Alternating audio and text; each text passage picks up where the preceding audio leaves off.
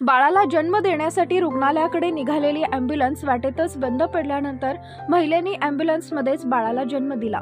प्रसूतीवेळी झालेल्या गुंतागुंतीमध्ये महिलेचा मृत्यू झाला। जर सरकारी सोयी सुविधा नीट मिळाल्या असत्या तर पत्नीचा मृत्यू झाला नसता, असं संबंधित महिलेच्या पतीने म्हटलंय।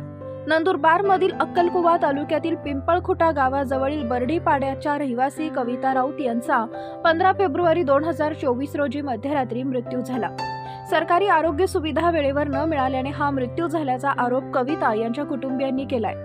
कविता राऊत यांचे पती मगन राऊत यांनी दिलेल्या माहितीनुसार 15 फेब्रुवारी रोजी 8च्या सुमारास कविता यांना जवळच्या पिंपळखुटा प्राथमिक आरोग्य केंद्रात आणले होते, पण तिथे सरकारी डॉक्टर उपलब्ध नसल्याने नर्सने त्यांना जवळच्या मोलगी ग्रामीण रुग्णालयात पाठवले। तेव्हा कविता यांना प्राथमिक आरोग्य केंद्रात उपलब्ध असलेली रुग्णवाहिका देण्यात आली, पण कविता यांना घेऊन जाताना ॲम्ब्युलन्स रस्त्यातच एका चढावर बंद पडली।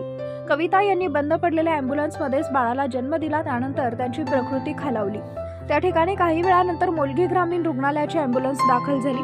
कविता यांना मोलगीतील ग्रामीण रुग्णालयात नेण्यात आले, पण तिथेही योग्य सुविधा उपलब्ध नसल्याने त्यांना पुन्हा जिल्हा रुग्णालयात हलवण्याचे सांगण्यात आले। याच दरम्यान जिल्हा रुग्णालय गाठण्याआधीच कविताचा मृत्यू झाला, असं डॉक्टरांनी सांगितलंय।